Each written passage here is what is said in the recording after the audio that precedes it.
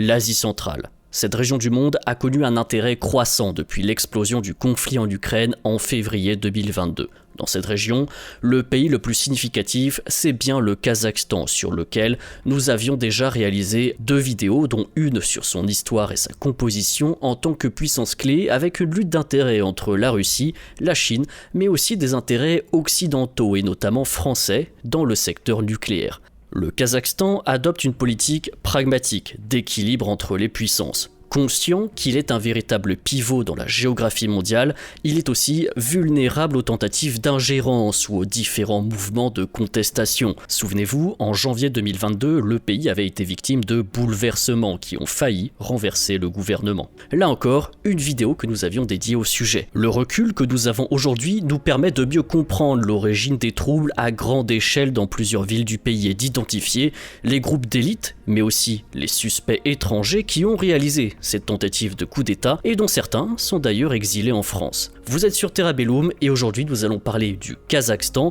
une puissance pivot au cœur de l'Asie centrale, un marché d'opportunités pour les puissances, y compris la France, qui est un de ses premiers partenaires commerciaux, mais aussi et surtout d'un homme, Mukhtar Ablyazov, oligarque, escroc, parfois médiatisé mais pourtant exilé en France où il se présente comme opposant politique et qui pourrait bien mettre en péril ce partenariat diplomatique et économique entre nos deux pays. Le Kazakhstan est considéré avec ses 20 millions d'habitants comme l'état le plus important et le plus développé d'Asie centrale, aux côtés du Kyrgyzstan, de l'Ouzbékistan, du Turkménistan et du Tadjikistan.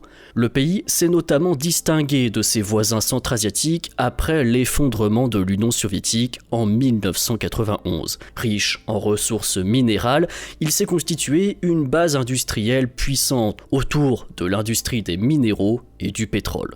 Aujourd'hui, le Kazakhstan est un pays en plein développement, aux ambitions internationales, engagé dans un dialogue politique et économique fructueux avec pratiquement tous les pays du globe. Depuis plus de 30 ans, cette république a conservé sa souveraineté malgré un voisinage direct avec des puissances historiquement expansionnistes telles que la Russie au nord et la Chine à l'est. Si le pétrole et les minéraux constituent la majeure partie des revenus du pays, les secteurs tels que le commerce du détail, le commerce de gros et la construction sont aussi en pleine expansion. Le rôle du Kazakhstan en tant que plaque tournante du commerce régional lui permet de desservir tous les marchés et il s'est accru ces dernières années. Qui dit augmentation du commerce dit aussi une augmentation des investissements publics et privés dans les infrastructures, les transports et les solutions logistiques qui contribuent toujours plus à désenclaver le pays. Des routes logistiques, qui sont stratégiquement importantes pour l'Europe, passent par son territoire. Le Kazakhstan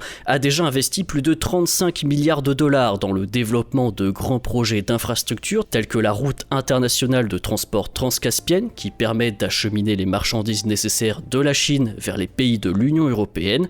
Il est aussi un carrefour commercial entre la Russie, la Chine et l'Union européenne. Le pays des grandes steppes, comme on le nomme, souhaite donc jouer un rôle plus important sur la scène internationale, principalement pour sécuriser et accroître ses flux. Cela passe par une diversification afin de moins se reposer sur ses exportations en minéraux et en pétrole. C'est pourquoi, depuis 2019, la présidence de Tokayev met l'accent sur plusieurs domaines. La modernisation de l'environnement des affaires, les investissements stratégiques dans les infrastructures de base et l'ouverture des marchés étrangers, ainsi que bien d'autres. Et le président Tokayev, parlons-en. Il y a un an, en novembre 2022, ce dernier a confirmé un 2e mandat avec plus de 80% des voix. Son objectif, depuis 2019, concerne 3 aspects.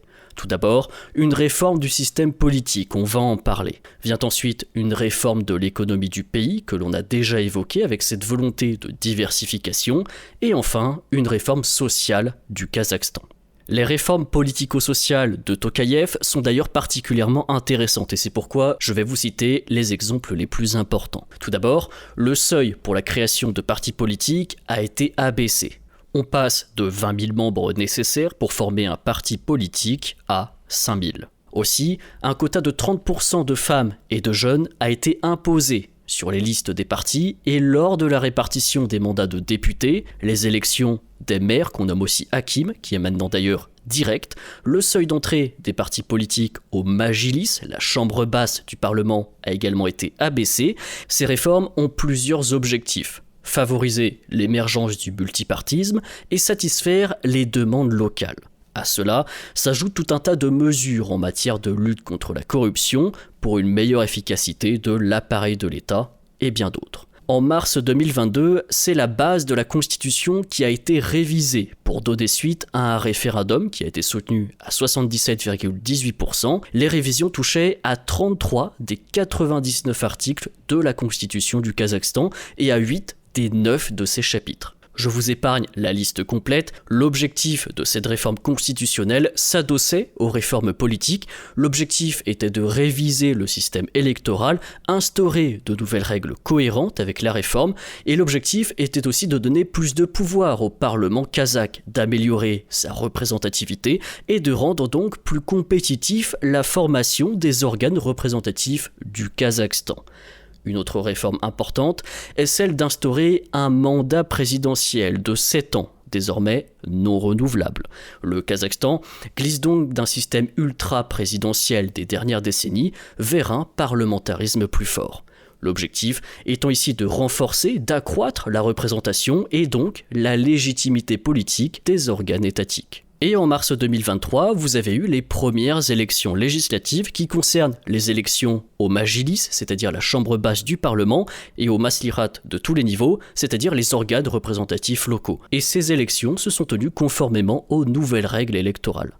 Parallèlement aux réformes politiques, il y a aussi eu des évolutions en matière des droits de l'homme. Il n'y a pas de responsabilité pénale pour l'activité politique au Kazakhstan et l'article 39 de la Constitution interdit désormais toute restriction des droits et libertés des citoyens pour des raisons politiques. Le Code pénal, article 21, garantit que, dans les procédures pénales, nul ne peut faire l'objet d'une quelconque discrimination fondée sur l'origine, le statut social, officiel ou patrimonial, le sexe, la race, la nationalité, la langue, l'attitude à l'égard de la religion, les croyances, le lieu de résidence ou toute autre circonstance, et c'est ce qui fait que constitutionnellement parlant, il n'y a pas de notion de prisonnier politique au Kazakhstan en 2024. Mais le partenariat entre la France et le Kazakhstan est empoisonné par un homme qui s'oppose aux autorités kazakhes. Il s'agit de l'ancien patron de la banque kazakh BTA, Mukhtar Ablyazov. Cet oligarque a constitué sa fortune en se servant tout simplement dans la caisse des entreprises dont il avait la charge, a usé de corruption et de fraude et est accusé d'avoir causé des dommages au Kazakhstan qui dépassent les 7,5 milliards de dollars. La carrière d'Ablyazov commence doucement en 1997. Il dirige la Kazakhstan Electricity Grid Operating Company, la KEGOC. En l'espace d'un an, les recettes de la KEGOC diminuent de 12%, tandis que les dépenses augmentent de 53%. Un schéma qui s'est répété plus tard lorsqu'il a été nommé PDG d'Air Kazakhstan. Grâce à ces relations, Ablyazov a ensuite été ministre de l'énergie, de l'industrie et du commerce du Kazakhstan de 1998 à 1999, puis a dû démissionner en raison de son incapacité à mettre en œuvre des réformes efficaces pour diversifier l'économie du pays. Son parcours ne s'arrête pas là puisqu'il rejoint en 2001 le parti d'opposition Democratic Choice of Kazakhstan dirigé par Galimzan Zakiyanov et dont l'objectif est de se saisir du pouvoir. En 2002, il est arrêté pour entrepreneuriat illégal, abus de pouvoir et détournement de fonds budgétaires. Condamné à 6 ans de prison, il sera finalement gracié après avoir plaidé coupable dans l'espoir qu'il mette fin à ses déboires. La politique n'étant pas une grande réussite, en mai 2005, il retourne aux affaires et dirige le conseil d'administration de la banque BTA, l'une des plus grandes banques post-soviétiques, et c'est là que les activités criminelles d'Ablyazov vont prendre des proportions incroyables. Lui et ses associés mettent au point un stratagème pour voler l'argent de la BTA Bank, c'est-à-dire l'argent du Kazakhstan. La stratégie est simple, accorder des prêts de plusieurs millions de dollars sur la base de parcelles de terrain achetées avec des fonds empruntés. Les contrats sont ensuite annulés et la banque n'a ensuite juridiquement pas la possibilité de réclamer une compensation pour les pertes subies. Tout cela s'est déroulé entre 2006 et 2009. Les fraudes d'Ablyazov ne s'arrêtent pas au Kazakhstan. La Russie et l'Ukraine sont aussi concernés et ont déposé plainte contre lui. Au-delà d'avoir volé des milliards de dollars, Ablyazov est aussi coupable d'avoir organisé le meurtre de son partenaire commercial Yerzan Tatishiev qui travaillait lui-même à BTA. Ces affaires durent jusqu'en 2009 où sa fraude est exposée par un audit. Il est alors démis de ses fonctions et s'enfuit au Royaume-Uni, où il demande l'asile. Il y possède 2 propriétés, un luxueux manoir à Carlton House sur la Bishop's Avenue d'une valeur de 17 millions de livres sterling en banlieue de Londres et un domaine de 18 millions de livres sterling près de Windsor appelé Auckland Park. C'est à partir de ce moment-là que les relations diplomatiques entre le Kazakhstan et le Royaume-Uni auraient pu se détériorer. On passe d'un oligarque qui fraude à une véritable crise diplomatique. Les autorités kazakhes accusent Ablyazov d'avoir retiré au moins 6 milliards de dollars d'actifs de BTA et en 2011, le bureau du procureur général du Kazakhstan envoie une demande d'extradition au Royaume-Uni, mais l'asile politique lui a été accordé. Ce sera finalement un tribunal londonien, un an plus tard, en 2012, qui confirme le détournement de plus de 4 milliards de dollars de la banque BTA, Ablyazov ayant refusé de divulguer l'origine de ses actifs à la Haute Cour de justice britannique. Il est alors reconnu coupable d'outrage au tribunal et condamné à 22 mois de prison. Mais Ablyazov ne s'est pas présenté à l'annonce du verdict. Pourquoi ? Parce qu'il s'est exilé. En France, il a échappé au contrôle grâce à de faux passeports de la République centrafricaine et s'est caché entre plusieurs villas de luxe dans le sud de la France. Comme on dit, la patate chaude est passée du Royaume-Uni jusque dans les mains de la France et pour un bon moment, vous allez le voir. En juillet 2013, il a été arrêté par les forces spéciales de la gendarmerie française sous mandat d'Interpol dans sa villa de la banlieue de Cannes. À ce moment-là, le Kazakhstan, la Russie et l'Ukraine voulaient mettre la main sur Ablyazov qui passera 2 ans en prison en France dans l'attente de son expulsion. En 2015, l'arrêté d'extradition est signé par le Premier ministre français de l'époque, Manuel Valls, mais l'extradition n'a pas lieu. Le 9 décembre 2016, la décision est annulée par la Cour administrative suprême française qui estime que, je cite, la demande d'extradition vers la Russie était motivée par des considérations politiques. Ablyazov est alors libéré par la France et obtient le statut de réfugié politique. Aujourd'hui, les tribunaux français et les autorités chargées des migrations lui ont finalement retiré son statut de réfugié. Mukhtar Ablyazov cherche donc à retrouver ce statut par l'intermédiaire de lobbyistes qu'il a engagés à Bruxelles.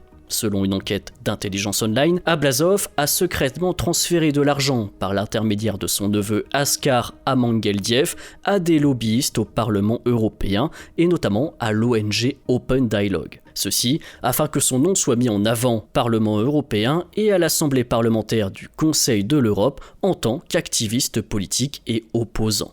Au Parlement européen, un de ses principaux lobbyistes était d'ailleurs l'ancien député européen italien Pier Antonio Panzeri, qui est aujourd'hui compromis puisque c'est une figure de proue du scandale du Qatargate, mais ça, c'est une autre histoire. Kazakhstan, Russie, Ukraine, Royaume-Uni, France, Ablyazov, après sa libération, s'est installé à Paris, la capitale de l'amour. Il a relancé le mouvement d'opposition Choix démocratique du Kazakhstan et s'est constitué une bulle virtuelle de pseudo-opposition depuis l'étranger. C'est en fait là sa seule chance de rester en Europe et d'échapper aux poursuites, et surtout, cette activité politique qu'il revendique est aussi une occasion de contourner le code de la Convention de Genève sur les droits des réfugiés, qui stipule qu'une personne se voit accorder l'asile dans le pays d'accueil si elle est persécutée pour des raisons politiques dans le pays d'origine. Vous saisissez maintenant mieux son plan. En septembre 2020, la Cour nationale du droit d'asile a failli lui accorder le statut de réfugié politique en France, mais un mois plus tard, en octobre, il a été arrêté par les forces de l'ordre françaises et inculpé pour abus de confiance et blanchiment d'argent. Il faut attendre le 8 décembre 2022 pour que la Cour nationale du droit d'asile annule finalement sa décision de lui octroyer l'asile politique après que la plus haute juridiction administrative française, j'ai nommé le Conseil de l'État, ait examiné les preuves solides de nature criminelle qui étaient fournies par l'Office des réfugiés et apatrides et ait décidé de ne pas lui accorder le droit d'asile. Alors pourquoi est-ce que je vous évoque tout cela ? C'est parce que nous sommes face à un cas d'école qui est représentatif du fonctionnement de nos pays et de nos rapports et valeurs en géopolitique. Le Royaume-Uni a été relativement ferme et rapide dans sa décision, il y avait de l'argent en jeu. Ses propriétés ont d'ailleurs été revendues quelques années plus tard et l'argent est directement retourné à BTA. En France, il a fallu 10 ans pour savoir s'il était un réfugié politique ou non, 10 ans de crise et de tensions politiques avec le Kazakhstan, jusqu'à ce que le Conseil d'État tranche en sa défaveur. Mais ce n'est pas fini. En parallèle, Abliazov a aussi une procédure judiciaire aux États-Unis, car en effet, une partie de l'argent volé à la banque kazakh a été envoyée en Amérique grâce à son gendre Ilyas Krapunov. Son montage financier a été relativement simple, celui-ci a créé et contrôlé une société nommée Triadou SPV qui a reçu l'argent volé de la banque BTA et l'a investi dans des biens immobiliers à New York et dans d'autres villes américaines. En juillet 2023, un tribunal de New York a statué en faveur de la banque BTA contre Triadou SPV pour plus de 193 millions de dollars et il ne s'agit là que d'une petite partie avérée des fonds volés. Aujourd'hui, Mukhtar Abliazov, sans statut de séjour légal en France, vit toujours en France et tente de démontrer autant que possible à la justice qu'il est un opposant politique persécuté. Il se décrit sur les réseaux sociaux comme le principal organisateur de rassemblements anti-gouvernementaux au Kazakhstan, y compris lors des émeutes de 2022 que nous avions couverts, mais sa politique n'est pas couronnée de succès et il ne parvient pas à réunir le nombre de personnes souhaitées du fait de sa réputation d'escroc. Dans cette vidéo, nous sommes partie d'une affaire d'escroquerie et nous allons nous quitter sur ses enjeux et conséquences géopolitiques. Le cas Abliazov soulève une question. Pourquoi ce fraudeur est-il encore en France ? Eh bien c'est parce que la France brille comme une terre d'accueil et surtout est largement plus tolérante, plus même que le Royaume-Uni, même si cela doit se faire au détriment d'Interpol et surtout plus grave, au détriment des intérêts supérieurs de la France avec d'autres puissances, comme dans le cas du Kazakhstan. Abliazov a été condamné en novembre 2023 par le tribunal administratif de Paris à quitter le territoire de la France dans un délai de 30 jours. Il ne l'entend bien sûr pas de cette oreille et poursuit actuellement les autorités françaises pour maintenir son statut et poursuivre sa vie dans l'Hexagone. Tout de même, les liens entre la France et le Kazakhstan sont bons, la véritable politique entre les deux pays bat son plein et début novembre 2023, le président français Emmanuel Macron a effectué sa première visite officielle au Kazakhstan pour renforcer le partenariat bilatéral. Les enjeux portent notamment autour de la construction de réacteurs nucléaires et la France est en bonne position face à la Russie, la Chine mais aussi la Corée du Sud pour remporter le contrat. Mais vous vous doutez bien qu'en interne, le cas Abliazov revient régulièrement et c'est une demande récurrente depuis plusieurs dizaines d'années qui contribue à pénaliser nos relations bilatérales et qui pourrait nous fermer des opportunités face à nos concurrents. La France a été le premier pays européen à reconnaître l'indépendance de l'ancienne République soviétique du Kazakhstan. En 1993, le président François Mitterrand s'est rendu pour la première fois au Kazakhstan à la tête d'une délégation de chefs d'entreprise français et cette date marque le début du partenariat qui s'est développé au cours des 30 dernières années. Nicolas Sarkozy s'y est aussi rendu en 2009 pour soutenir de nouveaux projets bilatéraux. Son successeur François Hollande a inauguré l'Institut Sorbonne Kazakhstan à Almaty, surnommé la capitale du Kazakhstan du Sud.